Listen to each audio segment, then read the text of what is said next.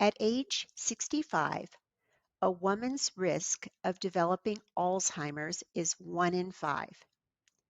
1 in 5 is her risk at age 65. And we do know that women tend to be more prone to developing Alzheimer's and dementia, basically losing cognition in general. Women are more vulnerable. So I'm going to share with you today one thing you can do that will make a huge difference in your lifestyle, how you feel, your energy, your sleep, how you feel about yourself, but more importantly, your long-term health, your longevity, and your health span, your quality of years. You hear me talk about those two things quite a bit.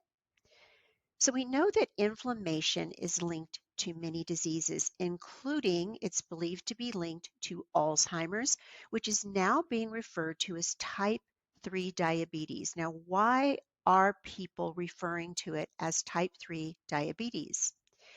It is because there is believed to be a link between blood glucose dysregulation and Alzheimer's disease. That's where the term type 3 diabetes comes from. So what happens? Why is there this blood sugar dysregulation? Well, we know that women become quite vulnerable to this starting in their 40s when they enter the perimenopausal window. And I want to back up and talk about perimenopause a little bit. Perimenopause are the years leading into menopause. We can think of it as a transition. In some women, it's somewhat short. It may start at 45 and she may be entering menopause by 49, 50, 51. So it's relatively a brief window. For other women, they may start experiencing symptoms in their mid to late 30s, and it might be a very slow transition. So what's happening during perimenopause is hormones are basically all over the map. You might have months where estrogen is very high in relation to progesterone. You might have months where progesterone is really dropping off, so you get estrogen dominant, plus you don't get the mood not buster, but mood booster that comes with progesterone. So progesterone is often referred to as a hormone that is associated with a sense of well-being, calm, helps you sleep better, anti-anxiety. So when that's missing and estrogen is high, we can have more anxiety. We also begin to have a problem with blood glucose, blood sugar regulation.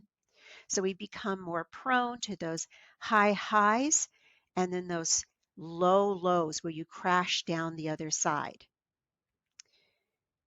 And we also become more vulnerable to stress in general. We have a stronger cortisol response. So when our body is put under stress, whether it's physical, emotional, mental, and I'll give some examples here in a moment, we tend to have more of a problem with cortisol regulation. So cortisol is necessary. I've talked about this hormone quite a bit here on the podcast and with my community because it's an important one to be aware of. We need it. So people get this idea that any type of cortisol is bad and you don't want it. No, you want cortisol high at the appropriate times. So you want it to be at its highest. You're getting up in the morning. It's like your cup of coffee helps you get up and going. So if you've ever had that relentless feeling of fatigue where you just can't get going in the morning, you might want to have those cortisol levels checked. And a really good way to do this is through the Dutch test because you test it throughout the day into the evening. And so you can get an idea of when it's high and when it's low, or if it's chronically high or chronically low. When we release cortisol, let's say we're sitting in traffic. So that's one of those kind of mental strains or emotional strains that we can go through where we're getting very irritated. Maybe we're running late for work or running late for a doctor's appointment and we're stuck sitting in this traffic, or people are cutting us off, or we're having near misses. We can have an elevation in cortisol. Now, cortisol is a fight or flight hormone. Like I said, it's also very connected to the circadian rhythm. So it's meant to be higher in the morning and then lower in the evening. When you lie down to go to sleep, cortisol should be at its lowest level. What can happen with midlife women and women who are in perimenopause, they're in that window where they're already having fluctuations in their hormones. They're more prone to stress. They're reacting more strongly.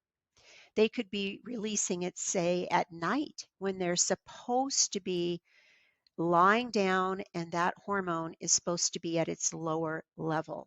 They could be having a crash in the morning where cortisol isn't present in the amounts it needs to be present in for her to be up and feeling ready to go and feeling that energy. So it really can be beneficial to have these levels tested.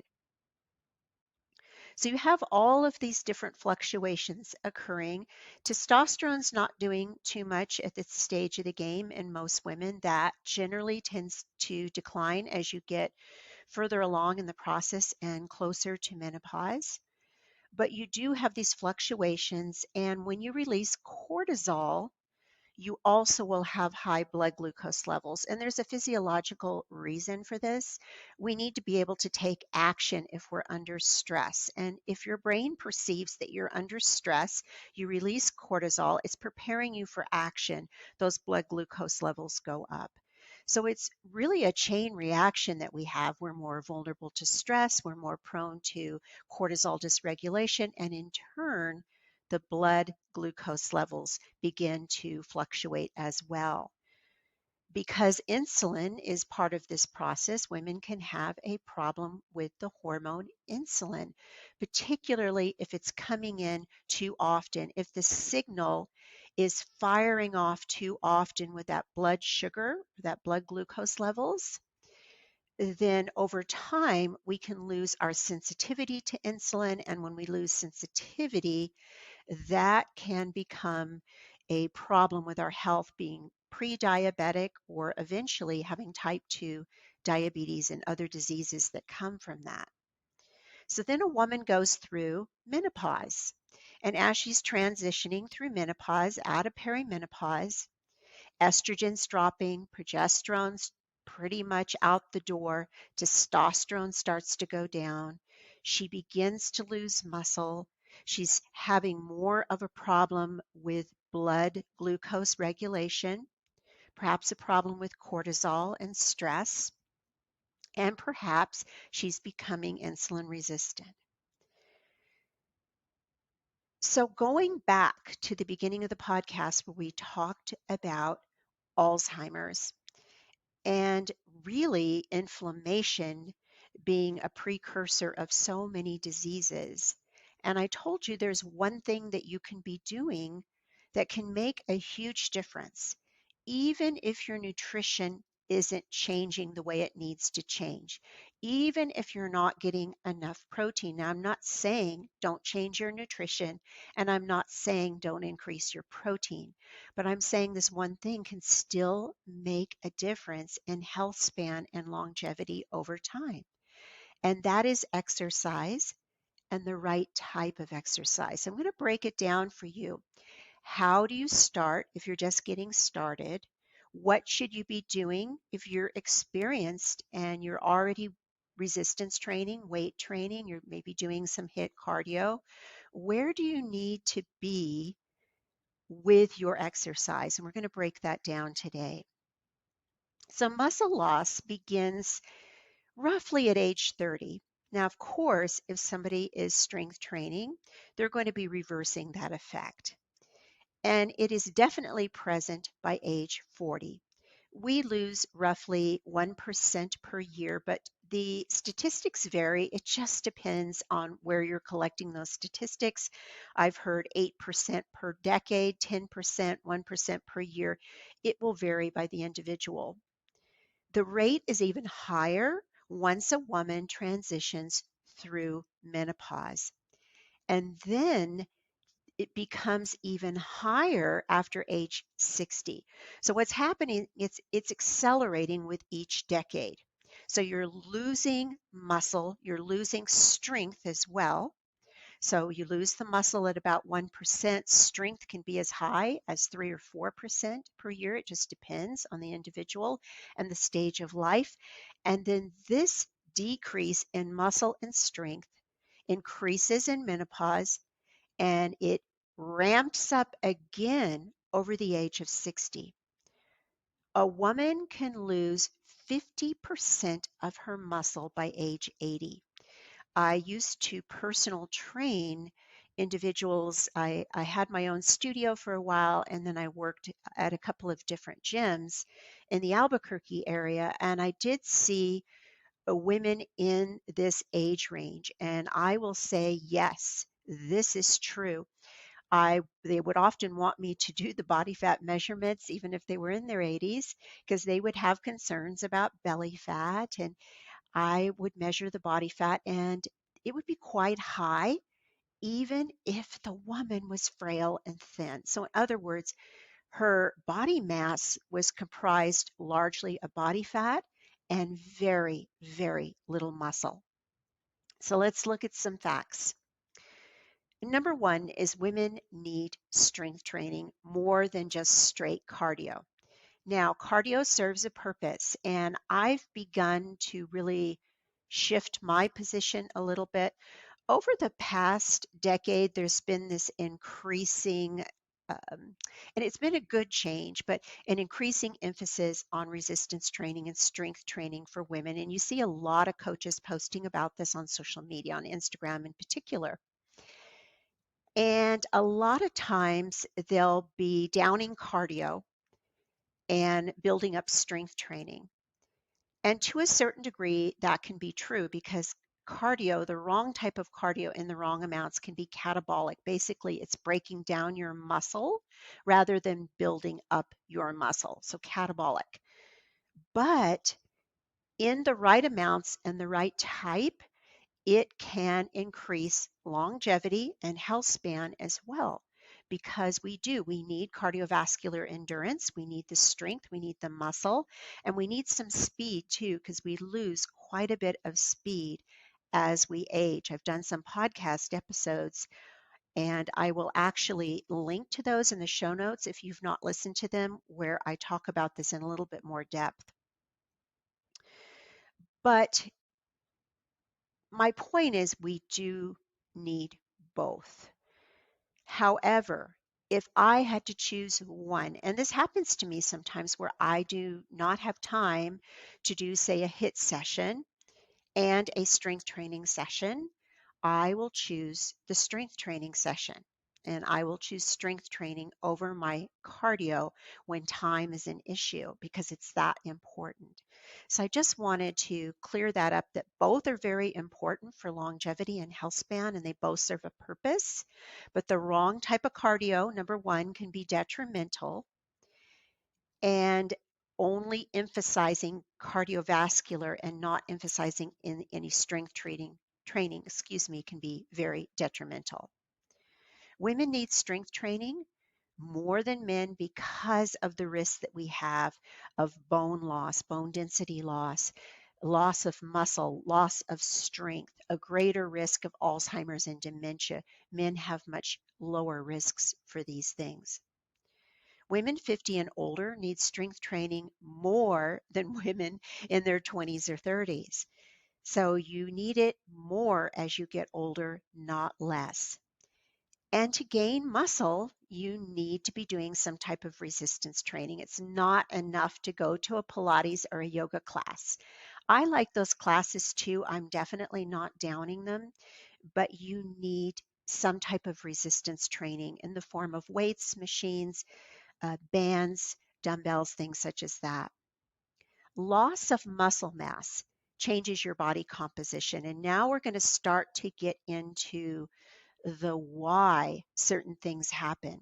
So when you go through menopause, estrogen drops. Estrogen is a stimulus, a protective stimulus for muscle. So when those levels drop, we lose estrogen, we lose that stimulus for the muscle. We also lose testosterone. It becomes very difficult to build and retain muscle. So the result of that is we have more body fat, less skeletal muscle, and a lot of that is around the midsection. A lot of it heads right to the midsection, and there's various reasons for this. It's believed that the shifts in estrogen cause the body fat to accumulate more in the midsection and not in the glutes where we would like it to go, or the shoulders. You think of the younger woman, she has that rounder hourglass shape for the most part, and she tends to store her body fat a little bit differently, less in the midsection, more in the hips. Well, we lose that when we cross that threshold. So we get that stubborn weight, that stubborn belly fat, and areas that are just storing body fat, like in the lower back and lower abdomen. As a result, we become more at risk for insulin resistance, type 2 diabetes, obesity, heart disease, osteoporosis, and as I mentioned, Alzheimer's plays into this as well. So let's go back to 2020. Approximately between 2020 and 2022, depending on where you lived, gyms were closed, and sometimes they would open and close like they did here in New Mexico, open and close for a period of, it was about a year where that was happening. But for many people, they got in the habit of not going. They stopped going at all between the years of 22, 21, and 22. Many of these women were women who were transitioning through menopause right when we were going through this situation of being in a lockdown. So there they were transitioning into menopause. They were losing estrogen, losing testosterone, getting more belly fat and more visceral belly fat that wraps around the organs, so more at risk. The average person gained 29 pounds, and an average, or excuse me, let me back up.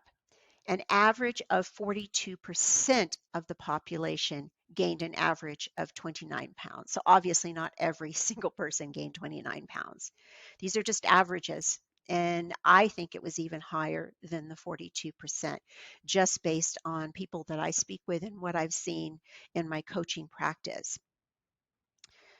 So you had women transitioning to menopause right at a time when they were gaining weight because they were locked up at home, couldn't go out, couldn't go to the gym. Maybe they couldn't get their hands on any dumbbells. So there they were at home, gaining maybe the 29 pounds and transitioning through menopause. And I saw quite a bit of this in clients that came to me during this period of time and right afterwards in 2022. This was a common scenario. We are not going to see the consequences of this for a few years. It takes a while for us to see the consequences, number one, and then for us to actually measure the numbers that are affected by this. So the prediction is that we're going to see more type 2 diabetes, more sarcopenia, which is an age-related loss of muscle, more osteoporosis, more disease, chronic disease as a result.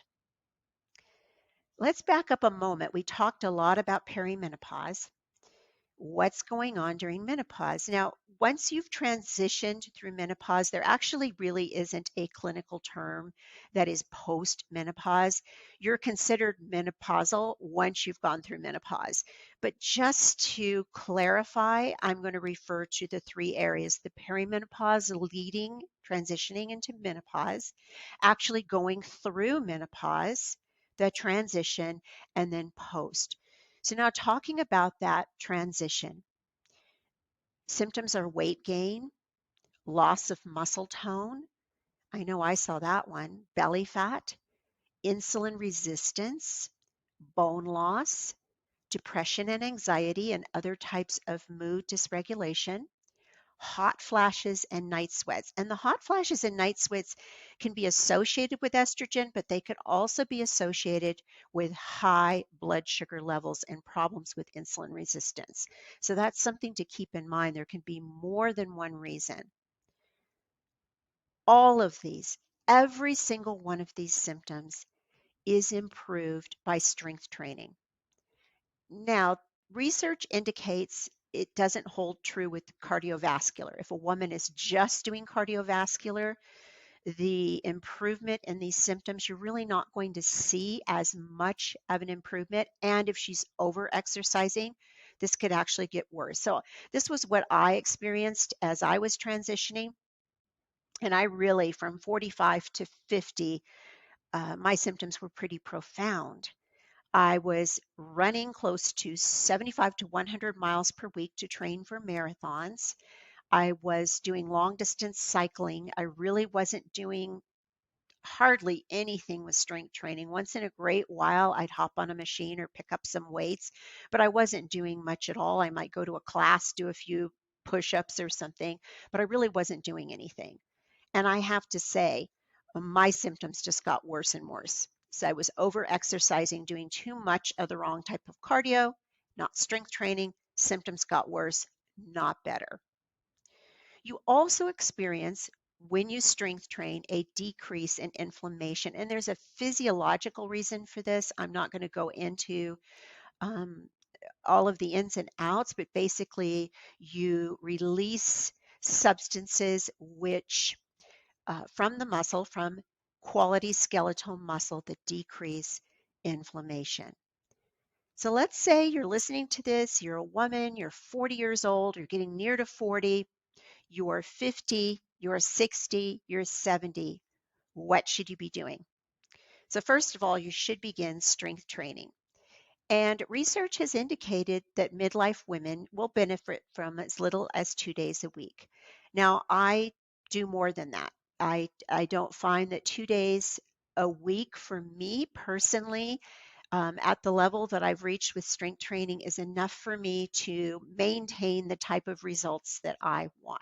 But you will see results if you dedicate 2 days to strength training. You will need a period of time to get used to all the range of motions and exercise. Now, if you've done it in the past, you have a little bit of an advantage. You tend to put on the muscle a little bit quicker. There is, I don't like to use the words muscle memory because that's not really accurate, but you do tend to respond quicker when you have strength trained in the past.